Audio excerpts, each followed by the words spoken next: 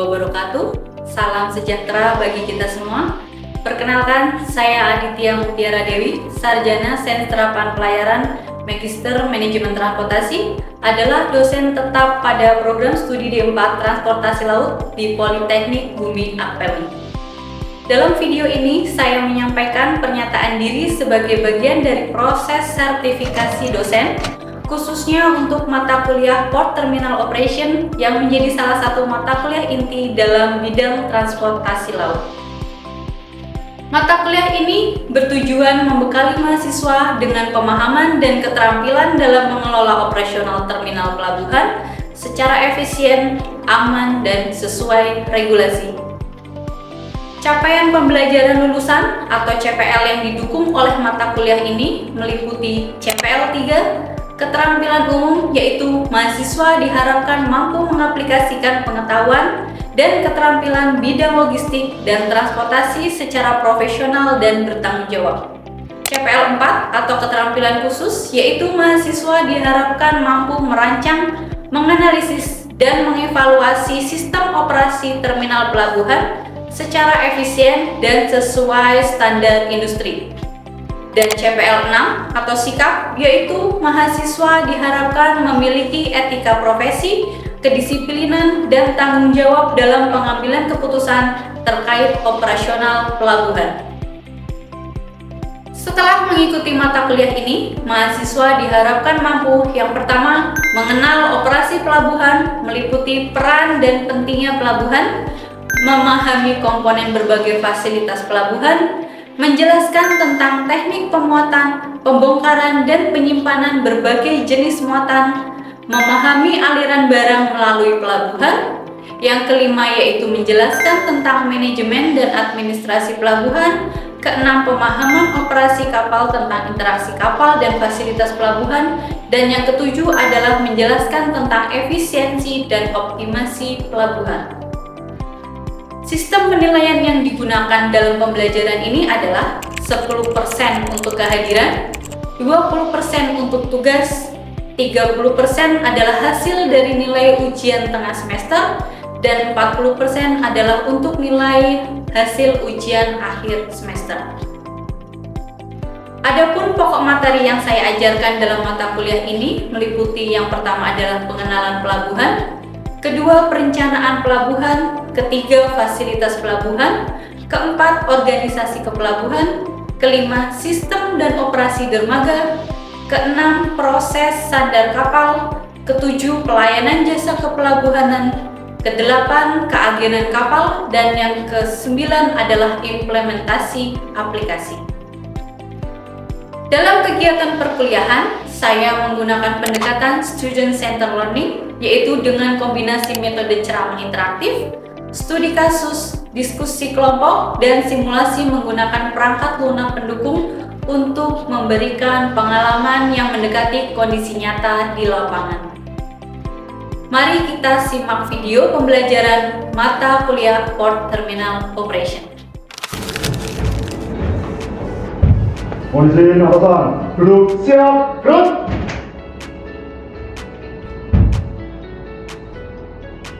Lapor kelas transportasi laut jumlah 20, hadir 20, keterangan lengkap, siap melaksanakan perkuliahan. Lanjutkan. Mengawali perkuliahan, berdoa mulai. Selesai, istirahat, di luar, gerak! Selamat siang. Selamat siang semuanya. Gimana kabarnya hari ini? Alhamdulillah. Oke, kita semua semangat ya di hari ini di mata kuliah kita, yaitu terkait dengan Port Terminal Operation. Di minggu kemarin kita sudah mempelajari terkait tentang fasilitas-fasilitas pelabuhan. Kira-kira masih ada yang ingat apa aja tuh contoh fasilitas pelabuhan? Ada yang bisa tunjuk jari? Oke? Contoh fasilitas pelabuhan apa aja? Bisa berdiri? Mohon izin, Miss, mohon izin memperkenalkan diri. Taruna Madya 2, Maulana Rafi Chandra, NIT 23 4045, Prodi Transportasi Laut. Mohon izin untuk menjawab fasilitas pelabuhan itu adalah jeti, termasuk jeti. Oke, selain itu, selain jeti, ada lagi yang bisa lainnya? Oke, Jenis silakan berdiri.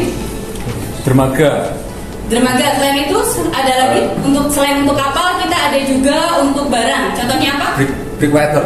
Breakwater itu yang di tengah. Ada lagi selain yang di area daratnya? Warehouse. Warehouse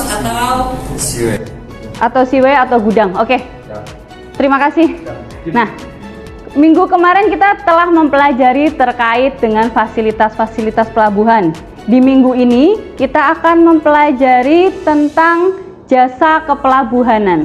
Kalian juga sudah pernah melihat kapal kan? Ya. Sudah pernah naik kapal? Ya. Kemana? Kemana? Ke Lombok. Terus ada lagi? Ke Merak Bakauni. Kira-kira beda nggak antara yang dibayar oleh penumpang sama oleh agen? Beda. Kalau kalian bayarnya apa? Yang kemarin ke Lombok, kalian bayarnya berapa kemarin? Yang dari Surabaya ke Lombok itu bayarnya 185 untuk penumpang. Itu pernah lihat tiketnya? Pernah nih. Apa aja itu? Mencakup apa aja? Mencakup cuma penumpang per orang sama tiket makan. Tiket makan. Ada asuransinya juga? Nggak ada asuransinya. Nah, itu yang harus dipertanyakan ya. Soalnya harusnya untuk penumpang penyeberangan semua harus dapat asuransi. Karena kita tidak tahu apabila ya jangan sampai ada kecelakaan di kapal. Itu harusnya penumpang sudah tercover. Di situ disebutkan biasanya ada jasa asuransinya sekian persen gitu. Harusnya kalian juga aware karena kalian adalah anak-anak maritim, transportasi laut, kalian harus tahu apa yang kalian dapatkan di sana gitu. Itu pun kalau misalnya tidak ada asuransi bisa kalian jadikan sebagai bahan penelitian. Karena seharusnya untuk perusahaan pelayaran khususnya kapal penyeberangan itu harusnya ada gitu. Itu bisa jadi masukan bagi perusahaan-perusahaan pelayaran Indonesia. Gitu ya. Nah, itu untuk penumpang karena kita ada penumpang dan juga barang. Itu beda. Untuk rinciannya, kalau penumpang memang hanya membayar untuk akomodasinya saja dan juga makannya tadi ada juga asuransinya. Tetapi kita kali ini akan membahas tentang jasa kepelabuhanan yang akan lebih dikerjakan oleh seorang agen. Nanti siapa tahu kalian ada yang prada di keagenan kapal. Amin. Ada yang mau dia keagenan? Tapi kalian tahu kekurangannya kalau untuk di keagenan gimana? Ada yang sudah tanya-tanya senior belum? Pengalaman mereka di agen gimana kira-kira? Nah, itu dia. Kalau misalnya di keagenan, kita harus standby 24 jam per 7 hari. Gitu. Jadi, kita bisa sewaktu-waktu harus ke pelabuhan. Entah itu jam 12 malam, entah itu jam 3, jam 8 pagi, kita harus standby. Nggak ada alasan agennya sakit. Kapalmu nggak bisa masuk. Gitu. Kalau kapal nggak bisa masuk, otomatis akan gimana? Delay. Kalau delay hubungannya dengan muatan, maka akan mendapatkan demurrage. Nah, itu yang harus kalian wanti-wanti sebagai agen. Dan juga kalian harus tahu apa saja, item-item apa saja yang harus dipersiapkan dalam pembayaran untuk kapal kalian sandar di dermaga, di pelabuhan. Ya. Oke. Terkait dengan jasa pelabuhan, apa sih jasa kepelabuhanan? Yaitu mencakup kegiatan dari saat kapal mulai masuk hingga meninggalkan pelabuhan. Gitu. Pada saat kapal masuk, kira-kira kegiatan manuver apa aja kapal nih? Ngapain aja? Apakah bisa langsung sandar? Nggak bisa? Kenapa nggak bisa? Kalau ada antrian kapal sebelumnya. Tapi kalau dermaganya kosong, bisa langsung masuk gitu. Makanya ada yang namanya Windows berthing system. Supaya apa? Mengurangi waktu kapal tunggu. Supaya tidak banyak kapal yang anchor di laut, di tengah laut gitu. Jadi kita memang sudah memastikan, misalnya kita sebagai agen menginfokan ke agen yang di pelabuhan asal, bilang dermaga kosong jam 10. Lalu gimana? Dari agen menginfokan ke kru kapal, tolong di-adjust speednya. Supaya apa? Supaya kapal tiba maksimal itu 2 jam lah gitu. Supaya apa? Supaya tidak menunggu dulu, nggak usah anchor dulu, langsung aja kapal nanti bisa masuk. Nah, terutama ada kapal-kapal yang diutamakan untuk masuk duluan. Kira-kira apa? Penumpang. Kenapa penumpang? Karena membawa manusia, karena itu dianggap lebih urgent daripada kapal barang gitu ya. Jadi memang kalau misalnya suatu saat nih kalian jadi agen, ada kapal penumpang mau masuk sama kapal barang, padahal jadwalnya kalian duluan, tetapi apa? Kalian ditunda untuk masuk kapal penumpang duluan. Kalian nggak boleh komplain, karena memang sudah ada aturannya bahwa kapal penumpang didahulukan untuk masuk gitu. Karena memang waktu manuver kapal penumpang lebih cepat daripada kapal barang gitu kan. Kadang bahkan ada kapal yang tidak memerlukan tunda. Oke.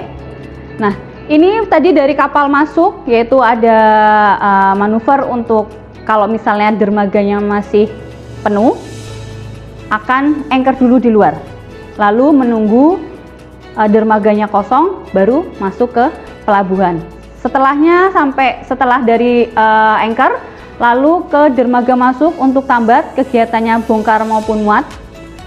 Kalau misalnya dermaga kita kapalnya belum selesai kegiatan bongkar ataupun muat, sedangkan waktu sandar kita sudah habis, kira-kira apa yang akan kita lakukan? Ada bayangan? Waktu harusnya kita hanya sandar 5 jam misalnya, tetapi kegiatan bongkar muat kita belum selesai. Kira-kira apa yang kita lakukan sebagai agen? Karena kalian harus bisa menentukan keputusan apa yang harus saya lakukan. Atau kalian akan, sedangkan kapal yang sudah ada di dermaga, sudah ada berikutnya, ada jadwal berikutnya.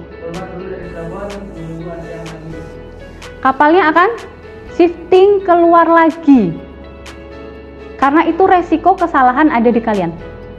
Resikonya apa kalau misalnya kita keluar lagi? Bayar lagi. Maka kita akan dikenakan biaya pelabuhan 2 kali. Itu. Makanya kalian sebelum menentukan lama sandar kapal di dermaga, harus tahu kira-kira berapa lama sih kegiatan bongkar muat tersebut. Supaya apa? Menghindari kegiatan shifting atau perpindahan. Kalau misalnya masih ada dermaga yang misalnya panjang dermaganya adalah 300 meter, kapal kita panjangnya 150, masih ada sisa, kapal yang lain masih bisa masuk. Tetapi kayak di Semarang itu dermaganya pendek gitu. Jadi kalau misalnya kalian waktu sandarnya habis, terpaksa kalian harus keluar terlebih dahulu. Di dalam sebelum masuk ke pelabuhan kan pasti itu dulu ya, cek immigration atau karantina dulu. Ini kan nggak langsung masuk ke sini. Apakah itu sudah dihitung waktunya? Oke, terima kasih atas pertanyaannya. Kalau imigrasi itu khusus untuk kapal-kapal asing, ya. Tapi kalau untuk kapal lokal kita tidak perlu pengecekan dari imigrasi. Tapi kalau karantina iya. Mau kapal lokal ataupun internasional wajib dicek oleh karantina gitu. Kalau untuk imigrasi khusus untuk kapal-kapal internasional. Karena apa? Untuk kapal lokal kebanyakan kru tidak punya paspor juga, karena tidak digunakan gitu. Tapi memang ada juga yang kru punya paspor karena memang biasanya dia bekerja di kapal luar ataupun di kapal lokal gitu. Tapi kita sebagai misalnya nanti ada yang rekrutmen nih, kapal-kapal lokal, kapal misalnya kayak Meratus, Samin kan banyak juga yang beroperasi di Indonesia. Kita tidak perlu cari kru yang punya paspor. Tetapi kalau mereka punya paspor akan punya kelebihan, karena suatu saat kita nggak tahu, karena untuk kapalnya sistemnya liner atau tramper. Masih ingat liner? Apa tuh? Dia mempunyai trayek yang tetap. Kalau tramper tidak tetap. Jadi maksudnya apa? Kalau misalnya kapalnya trayeknya tidak tetap, berarti suatu saat kemungkinan dia akan belayar keluar. Sedangkan kru sudah ada di atas kapal nih, masa kita akan turunkan? Kan nggak mungkin. Atau kita mau buatkan paspor, sedangkan pembuatan paspor itu lama. Makanya biasanya kita mencari yang lebih punya paspor juga, karena kita nggak tahu suatu saat kapal itu akan beroperasi keluar atau enggak. gitu. Tapi kalau memang yang dia liner kayak kapal-kapal penyeberangan, itu kapal penumpang, kapal roro, biasanya dia memang hanya di Indonesia. Jadi kru-krunya memang tidak punya paspor, nggak masalah gitu ya. Jadi kalian harus bisa membeda-bedakan rekrutmen kru yang seperti apa yang dibutuhkan oleh masing-masing kapal, karena biasanya nanti di perusahaan punya fleet-fleetnya sendiri atau departemen-departemennya sendiri gitu. Kalian dipercayakan untuk di kapal yang apa gitu, dan syarat-syarat yang harus dibutuhkan apa aja, mulai dari COC, COI ataupun COP-nya untuk yang akan berada di crewing gitu ya. Oke, kita lanjutkan. Nah, pelayanan jasa kepelabuhanan ini tadi contohnya penumpang, lalu apalagi terhadap kapalnya sendiri, lalu apa terhadap kendaraan ataupun barangnya. Jadi misalnya untuk pelayanan kepelabuhanan itu ada 3 jenis, kapal, penumpang, dan barang. Itu masing-masing, karena biasanya banyak badan usaha pelabuhannya yang mengelola ataupun otoritas yang ada di dalamnya.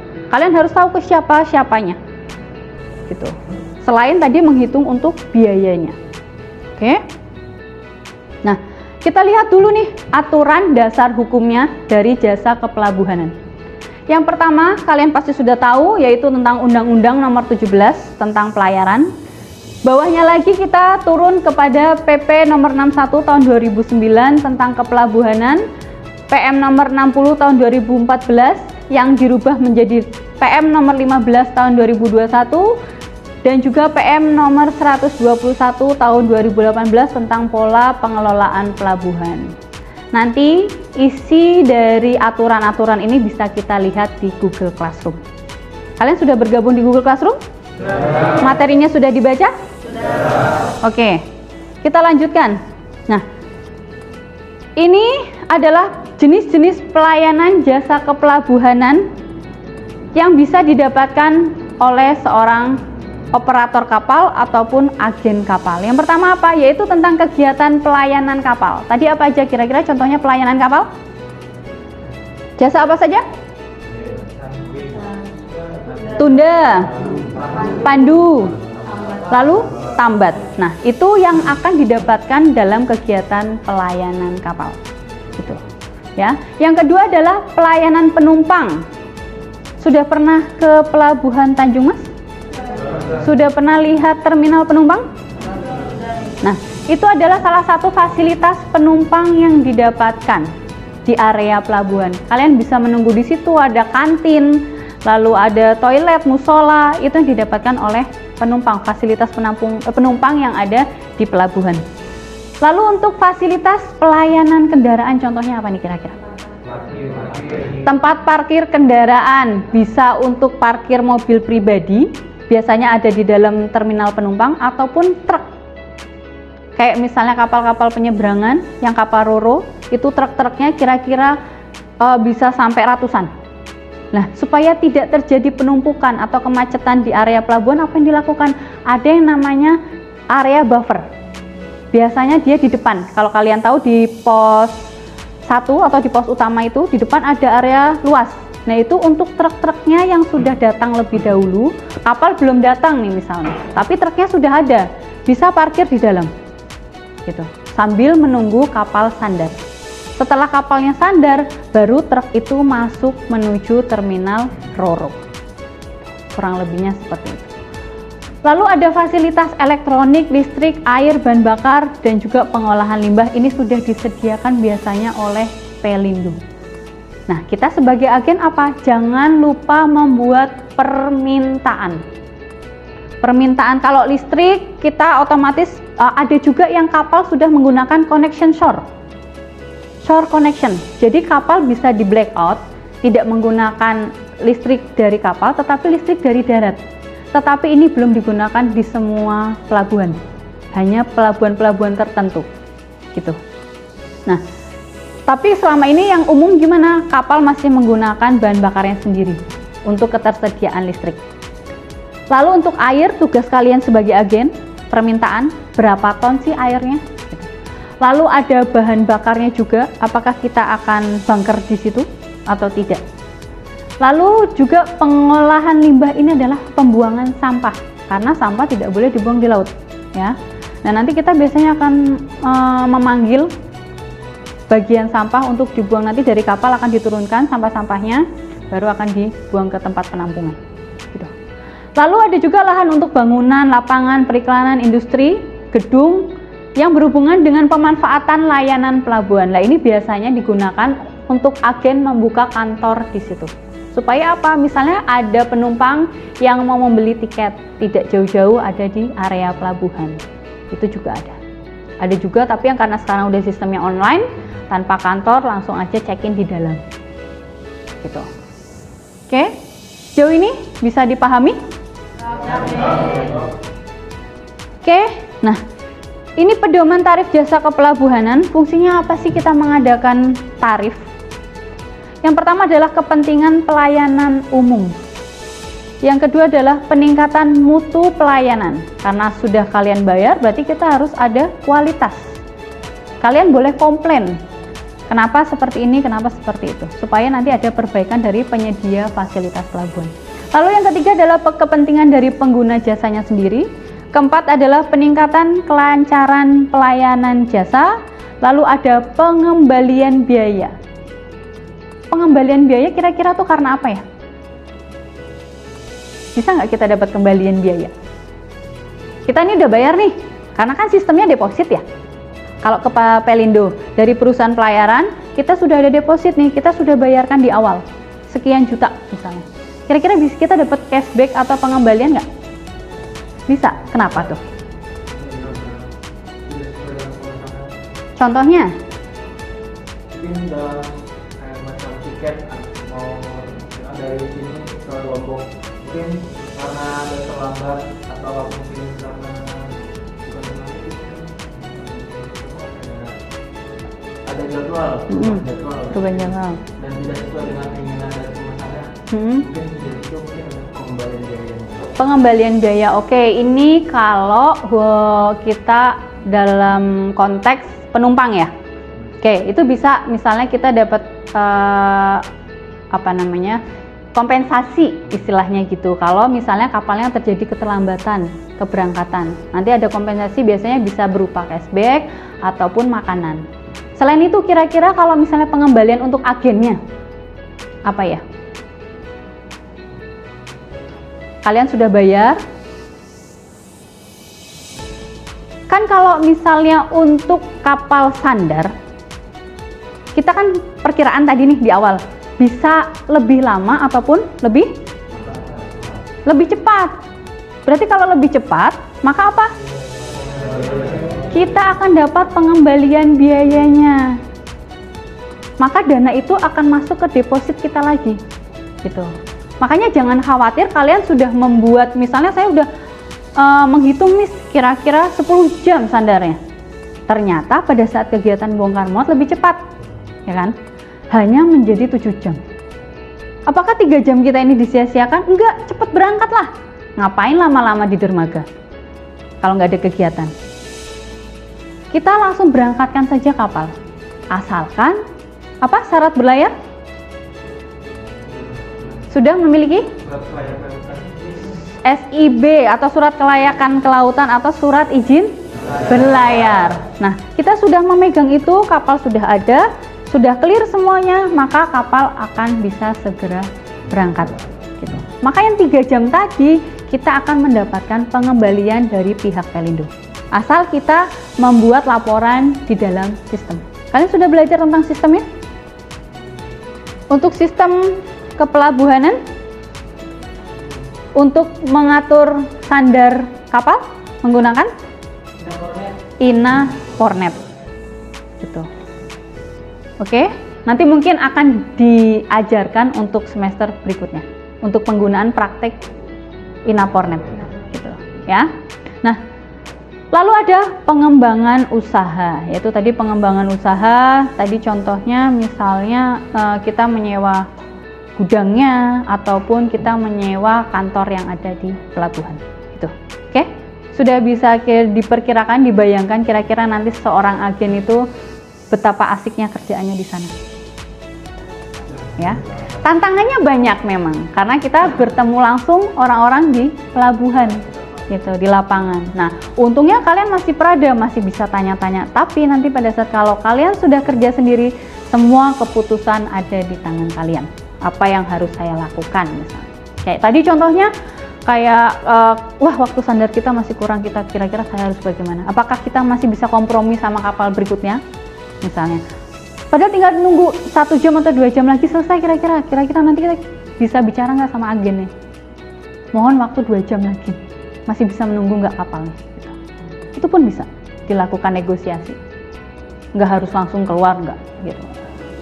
Makanya fungsinya untuk menjalin hubungan baik antara agen-agen yang ada di pelabuhan. Kalian harus kenal kira-kira perusahaan A, PIC-nya siapa, B siapa, supaya kalian tahu siapa yang harus kalian hubungi apabila ada kendala di lapangan. Ya, mau cewek mau cowok kalau mau jadi agen silakan, yang penting kalian kuat, gitu aja. Ya kalau biasanya kalau untuk perempuan lebih ke arah dia megang sistemnya, gitu, nggak harus yang narik-narik tali atau gimana, enggak, gitu. Nanti sudah ada yang bagian buingnya gitu, yang bagian mooring sudah ada. Kalian kan hanya tinggal pegang radio dan mengatur kapal kalian sandar. Dan harus menjaga jarak antar kapal satu dan kapal lain. Nah itu nanti kalian pelajari satu persatu. Oke, nah pelayanan jasa kapal seperti tadi ada jasa tunda, jasa tambat, dan juga jasa penganturan lalu lintas kapal. Jadi sebelum kapal masuk, biasanya harus ada laporan menggunakan radio. Laporan apa? Laporan bahwa kapal kalian akan memasuki area pelabuhan. Contohnya di dermaga Tanjung Mas misalnya. Kita biasanya kontak VTS, Vessel Traffic System. Dan kalian juga harus membayar bagian dari VTS. Dia sistem pembayaran 1 kali kegiatan masuk. Kalau misalnya 1 bulan kapal kalian masuk 5 kali, ya berarti bayar 5 kali. Tapi kalau misalnya kapal kalian keluar masuk, kayak tadi harus shifting, itu hanya 1 kali aja. Nah, oke. Lalu ada jasa penumpang. Ini ada tadi pas masuk pelabuhan, tadi yang dibayarkan di awal, misalnya tadi 180, berarti yang jasa pas masuknya itu mungkin sekitaran 150. Yang 30 atau 20 ribu makan, misalnya yang 10 ribu lainnya. Gitu. Lalu ada jasa sistem informasi teknologi administrasi, karena sekarang menggunakan Inapornet juga gratis, itu memang sudah sistem yang disediakan oleh pemerintah. Kita paling hanya membayar untuk internetnya karena by website, belum by aplikasi. Nah, ini tadi adalah pelayanan jasa kendaraan. Yang pertama adalah dermaga, lalu ada penimbangan kendaraan, biasanya ini untuk truk gitu. Kalian kemarin membaca berita ada demo besar-besaran dari pihak driver truk. Nah, itu mereka memang meminta dibebaskan odol atau over dimension overload. Pernah lihat truk-truk yang odol? Sering. Kira-kira apa sih efek dari odol ini? Kerusakan jalan. Terus apa lagi? Polusi. Membahayakan pengendara lainnya. Nah, itu kalian juga sudah tahu kan, tapi mereka tetap pengen odol. Kenapa?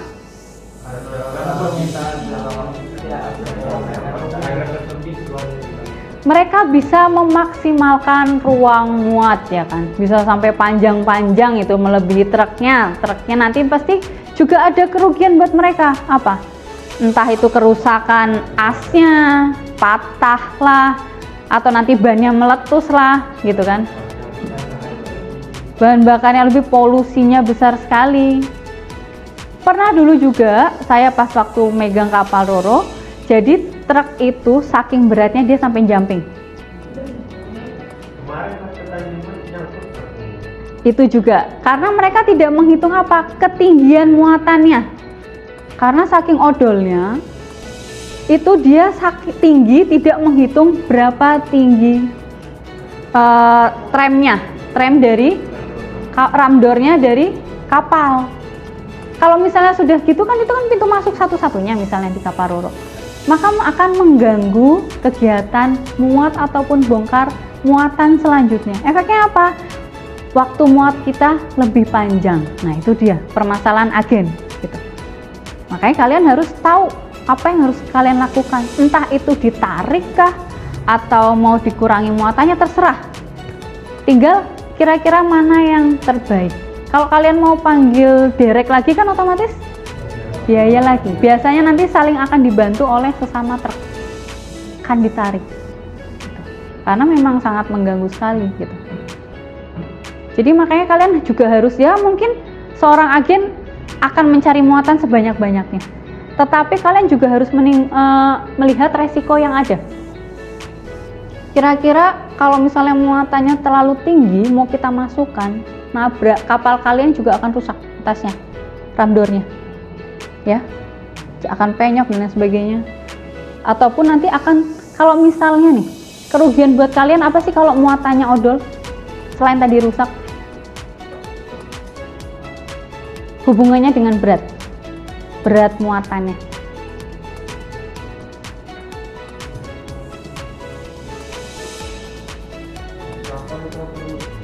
Kapal akan overload. Maka apa kalau kapal udah overload?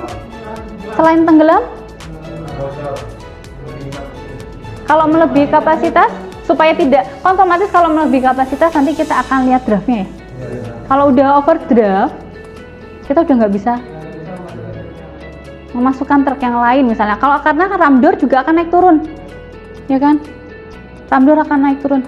Selain itu apalagi, kalau misalnya kita harusnya bisa muat 100 truk dengan rata-rata berat muatannya maksimal 30 ton.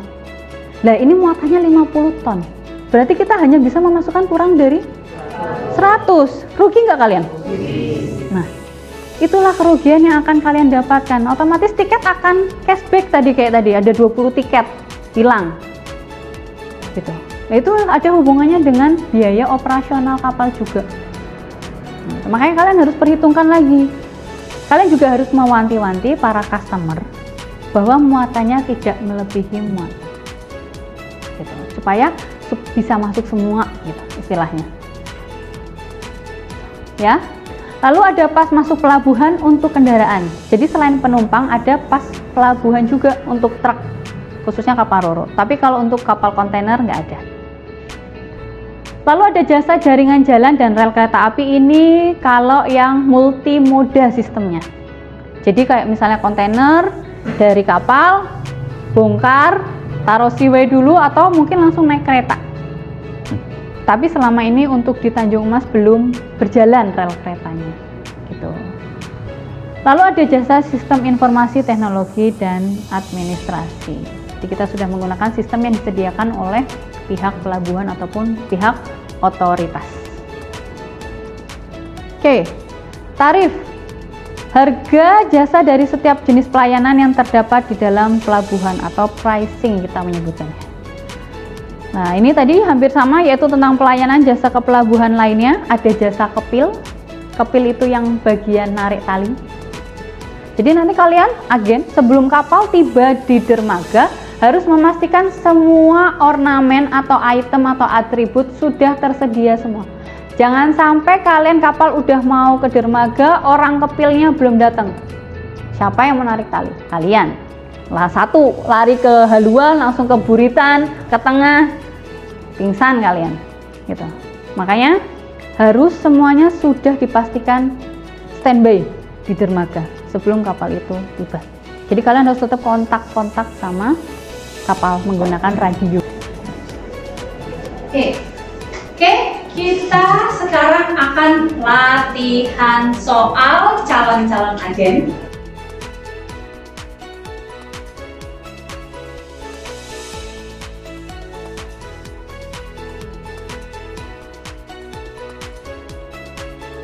Kenapa kapal kita butuh 2 kapal tunda? Karena